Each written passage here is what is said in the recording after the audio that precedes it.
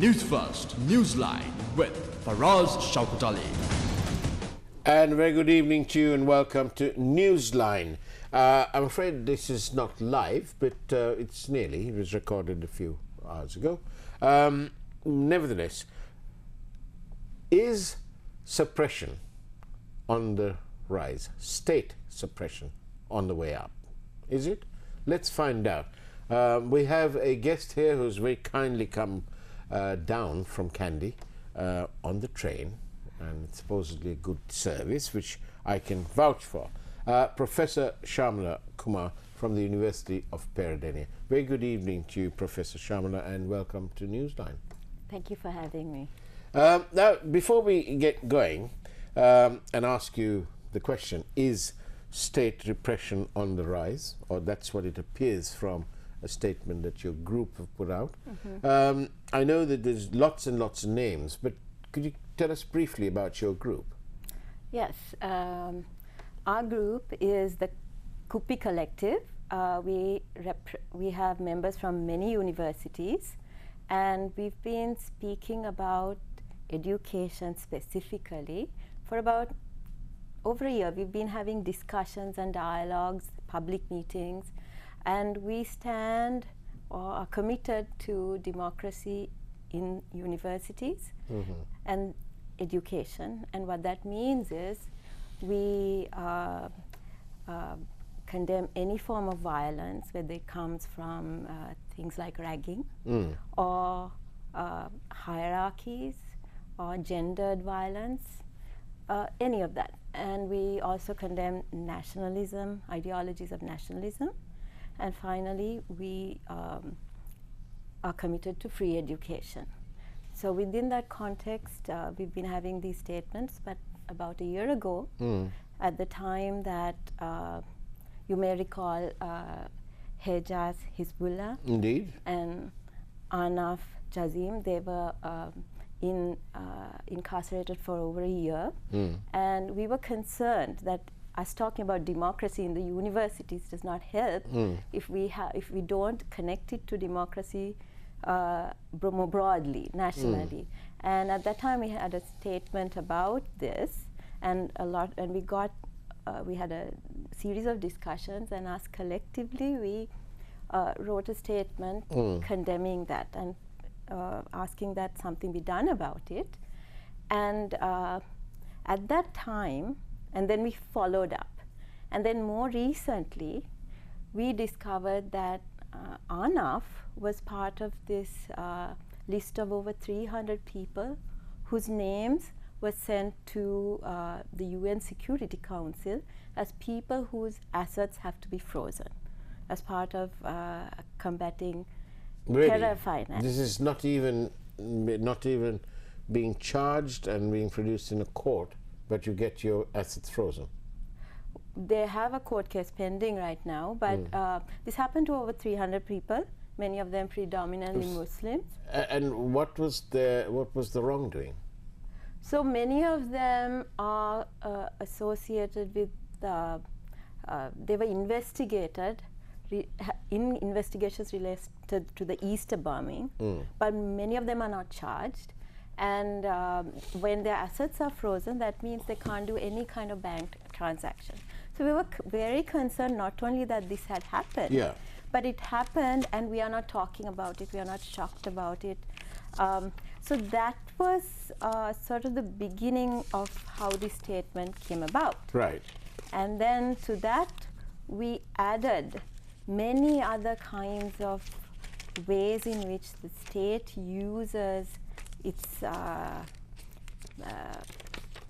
strength to suppress people and maybe infringe on their democratic rights. And that's where our concern stems from. Well, here you are. I have the figures from a previous program as well on this aspect of these people. 65 families from the East were sort of and involved. 110 people were detained under detention orders, and they're on bail. 24 of them were charged under the PTA. So an awful lot of people are not charged, but they were investigated under the PTA. The point is that it's ever so difficult for them to get on with any semblance of normalcy, including getting a job, because where you work, those people were investigated. And so there's no way that those employers, or they'd have to be a little bit cuckoo, to give the same people a job, because they don't know, they may get investigated again. So it's obviously very worrying, which is why we've had so many people, including yourselves, now forming yourselves into some sort of loose sort of group, if you like.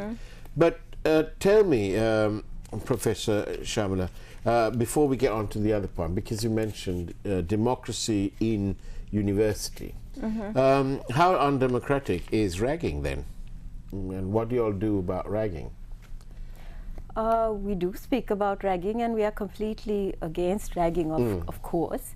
And ragging needs to be taken very, very seriously. And are the authorities taking ragging very seriously? Who do you mean by authorities? The university, whoever's in charge of the university. Who's responsible for behavior in the university? I think it is, of course, the administration as well as the academic and non-academic staff. Ragging is a very complex issue, and it requires a very resources put in. Like, you need a dedicated support system and it requires a certain structure to address it. And that requires an honest engagement with ragging. And I mean, I could go on about it for a long time. I think it has to be addressed, but we need to address it sincerely. We can't use, I mean, I want to say, I mean, right now it has come to the forefront, and it's being spoken in terms of so also connecting it to the some other sort of national movements, even the Aragalia, right? I'm not saying that certain student groups are not involved with ragging, but we have to understand how the entire institutional system sort of supports ragging. So you can't pinpoint, okay, because it fits a certain political narrative, these people are to blame, and if we get rid of these people, this problem will be sorted out. But okay, well, we'll leave that ragging discussion for another one. But I just thought I'd mention it. Now then, I want to say this. I'm reading from the statement, your statement, your group statement. The state's crackdown on protesters is intended to prevent the expression of public dissatisfaction with the administration, as well as the austerity measures it has imposed, which are causing tremendous hardship and suffering to the people. Now, how worrying is this? Is this by the fact that you all are writing about it, does this indicate that state repression is on the rise? So, as far as repression, I think the statement also makes clear that this is something that has been going on for many years. I mean, even the PTA began as a temporary measure in 1978. So if we think of the PTA as sort of emblematic of this repressive arm of the government, this has been going on since the 70s. So I don't know that we can say repression is on the rise. I mean, we know what has happened in the north and the east and the kind of repressive mechanisms that are going on. So for example, if you take the security zones that were proposed, that was already in place in the north and the east. So repression has been and is a part of our system, but I think more recently repression has changed its color, and now perhaps because, as you mentioned the austerity measures, it has now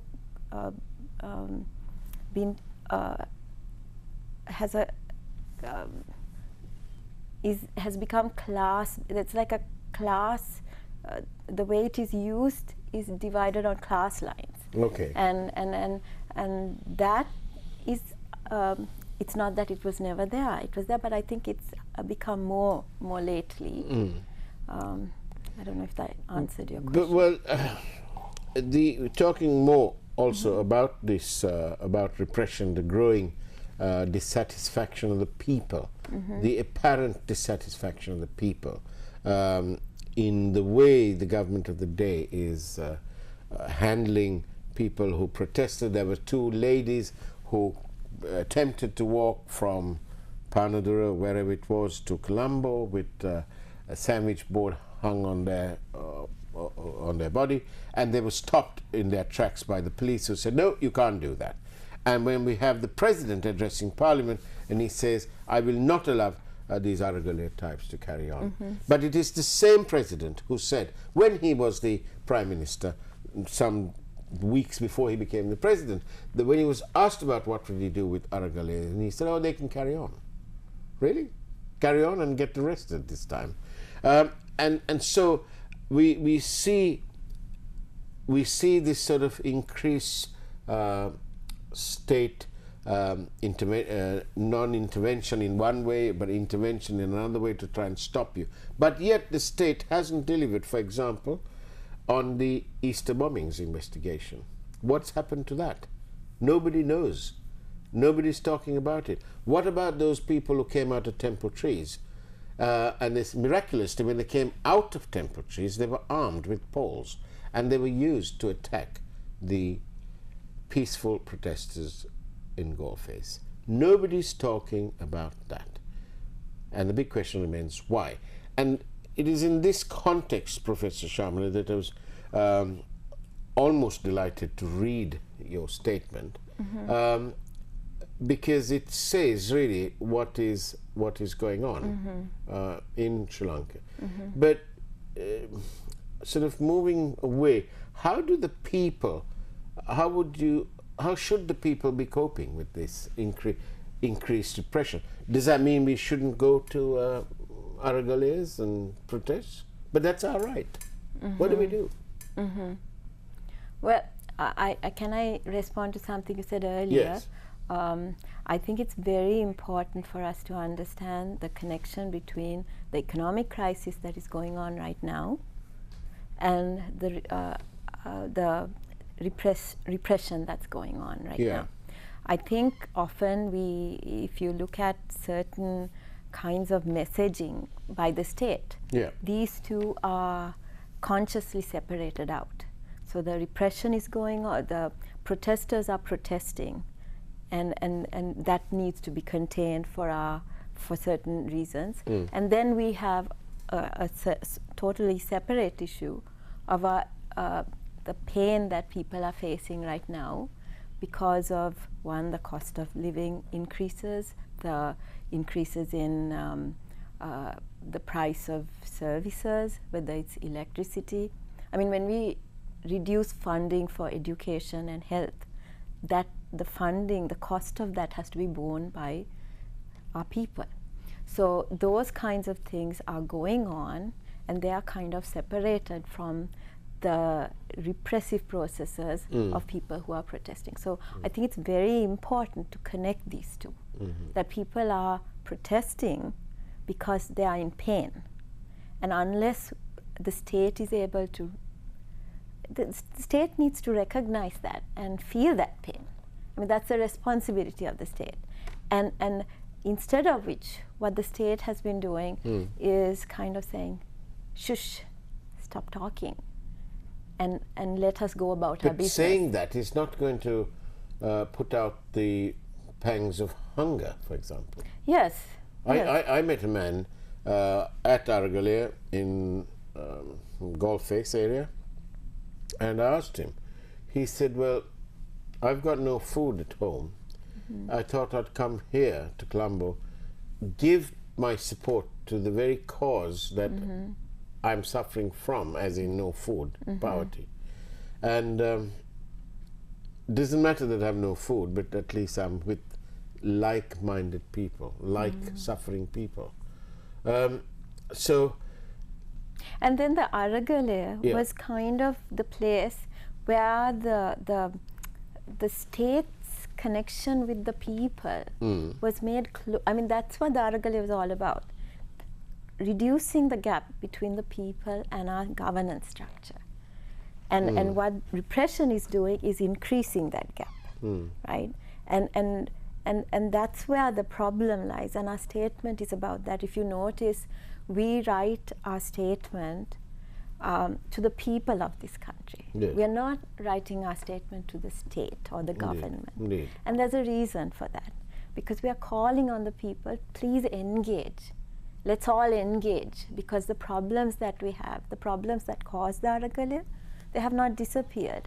And the solutions to the problem we require our collective response. And that's why you addressed it. What's the response been like? Encouraging?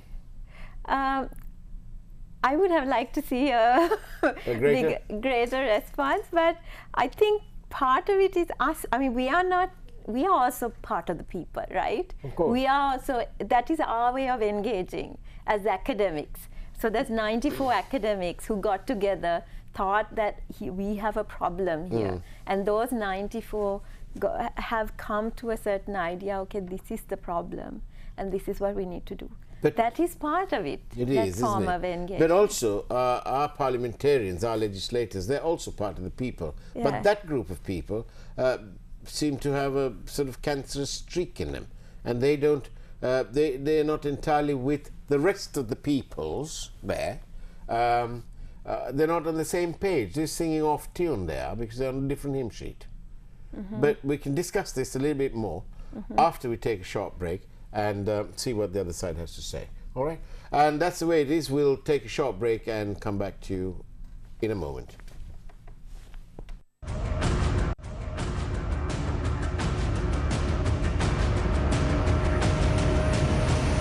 Newsfirst, Newsline with Faraz Shaukat Ali.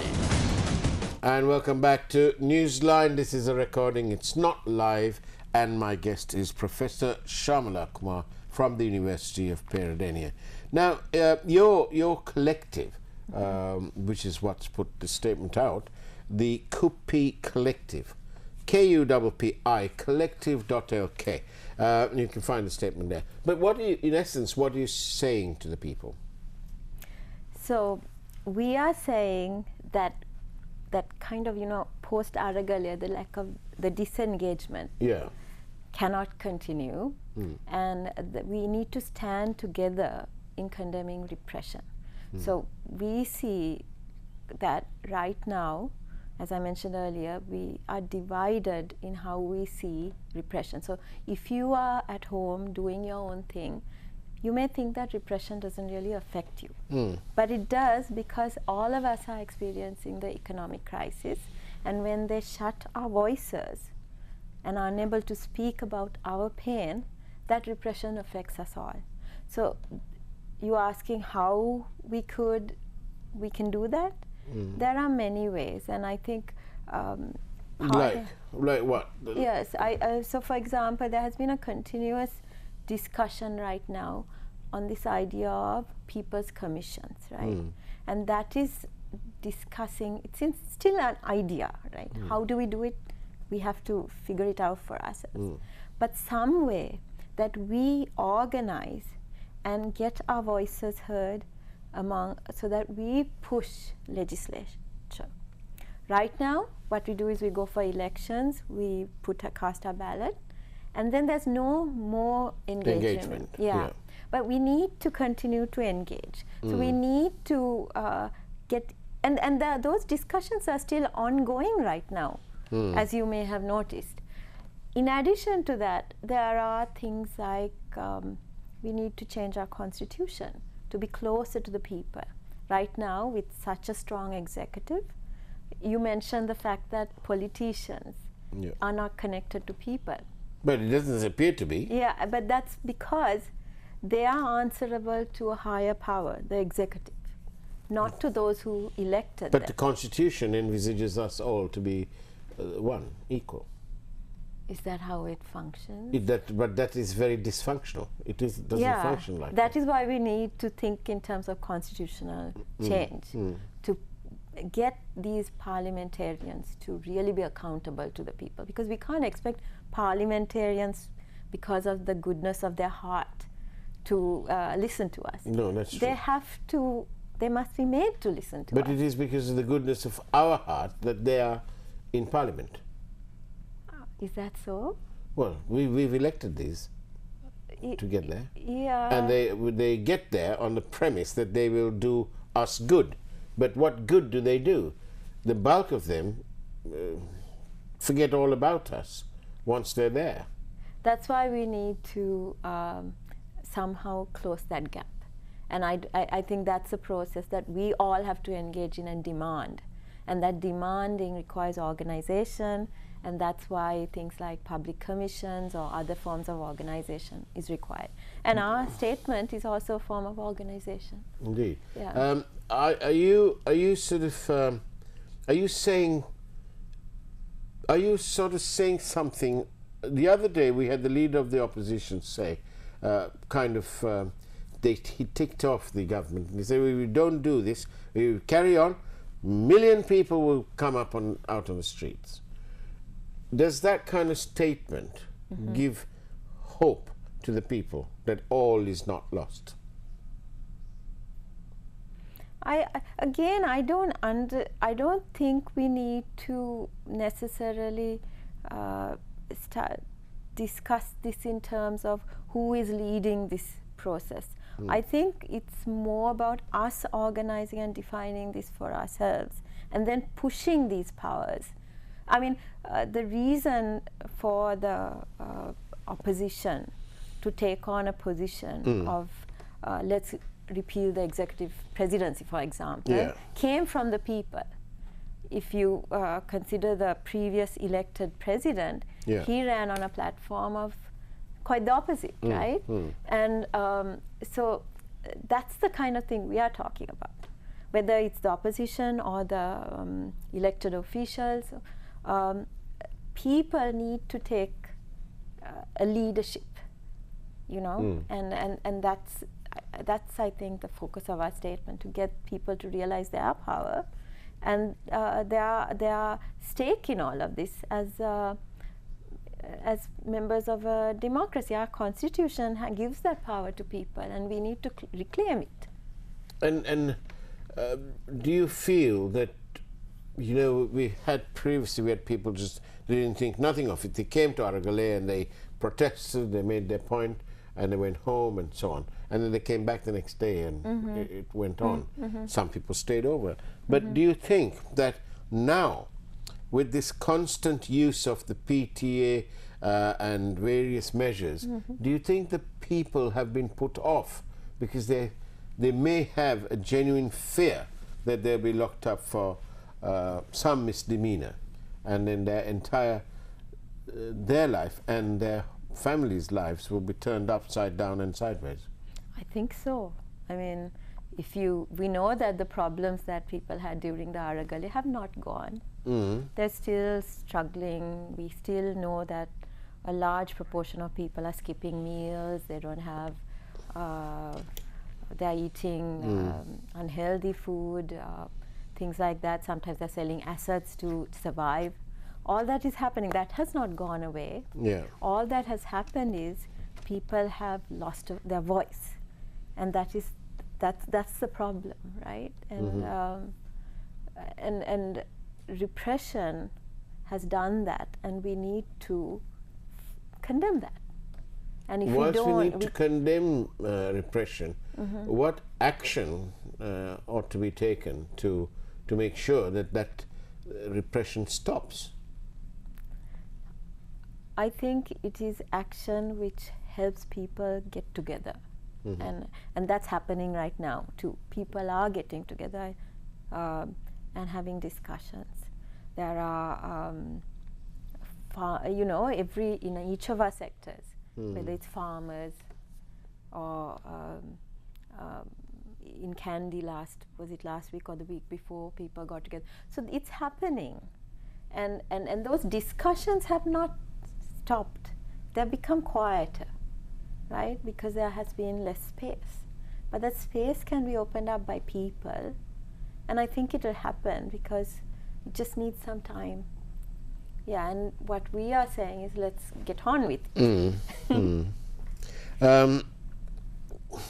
But isn't it, do you have a feeling of frustration that the people are, do you feel sorry? I have a lot of optimism. Right. I do, because I can see this as a bigger process. I think when the Yahapalana government came, there was a certain pushback, you know, we are rejecting this. Then we subsided. Then the Aragalia came, people said, had strengthened that conversation. The conversation went into very difficult issues. We recognized things like missing people. We recognized the LGBTI community, which the disabled communities, and so all that came up. There are those conversations. But they're somehow connected with those conversations that happened during that, when the Yahapalana government, when people, they are also sort of rose in a way. And I don't think that conversation is like, it's still going on. Even, I mean, they go on online, they go on in small forums, they're happening. So it's, and at some point when the space opens up, again, things will come out, because, I mean, that's part of democracy, right? That, and we need it. Because our country has been going through crisis after crisis after crisis. And we have been using the same, not we, people who are in power have been using the same kind of talking points, the same sort of ideas, and they have not worked. We need a collective response. That's where you'd see like radical change. And for that to happen, we need everyone to get involved, and it'll happen. I'm very hopeful that it'll happen. It just needs time. And it will happen. Yeah. Professor Shamala Kumar, thank you very much for being on Newsline. We much appreciate your time. Thank you. Thank you again. And it's slightly shorter today, but football has had a terrible effect on this program. Nevertheless, we wish all the footballers the best. And God bless you all. Good night.